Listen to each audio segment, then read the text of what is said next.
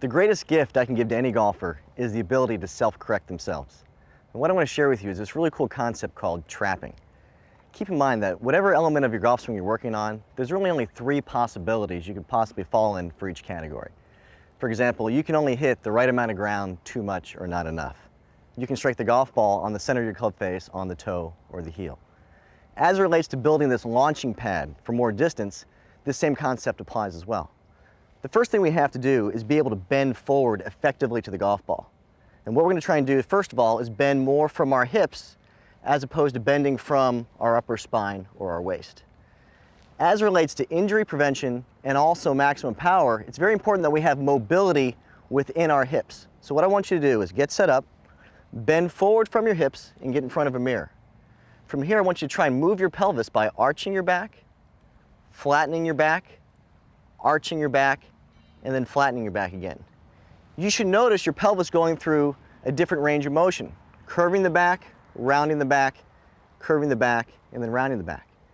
If you can feel a curve on one side and a rounded pelvis on the other side, then there has to be a flat back in between those two. So next time you go in there, arch your back, round your back, arch your back, and then settle right in the middle.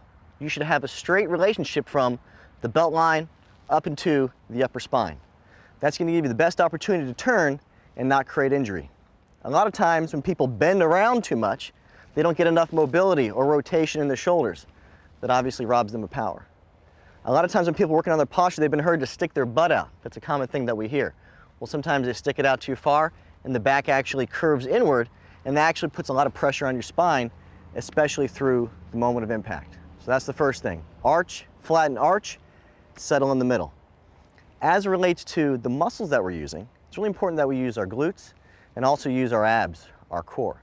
So it's very important that the sequence goes arching, flattening, arching, and then when you flatten, you should actually feel your abs pulling a little bit and a little bit of tightness in those glutes as well. That's going to set you up in the perfect position to create a lot of speed in your golf swing. From here, we're going to talk about our weight. Where should our weight be? A lot in my coaching, I talk about what I call the attack mentality, really being engaged with the golf ball, what you're trying to hit. Well, I've got this great golden retriever at home, and she loves chasing tennis balls into my pool. And what she does is she stands there and she's ready to attack the water, leaning forward. Conversely, if a golfer's making a swing that doesn't have a lot of power, they don't have an attack mentality, they have a retreat mentality, meaning they're leaning back away. So what I want you to do is I want you to attack, retreat, and then attack again, settling in the middle. That'll give you a nice position to be in to create maximum lean into the golf ball and pressure into the turf. Now we're going to move on to our stance width. Well, we could be very narrow, we could be really wide, or we could be somewhere in between.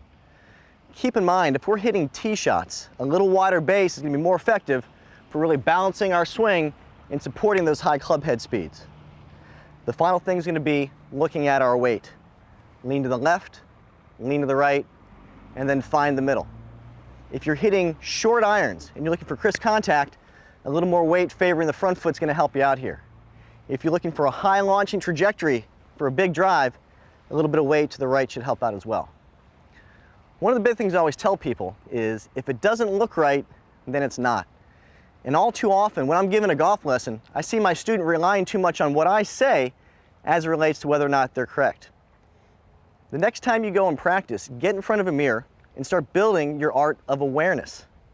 Get in front of that mirror and look at this power of 3, trapping between an arch, a curve, an arch, and a flattened position. Feel your weight leaning in, leaning out, and then settling in the middle. See your stance as narrow, wide, and neutral. Move your weight side to side and find the weight disbursement that's going to be perfect for the shot that you're trying to hit.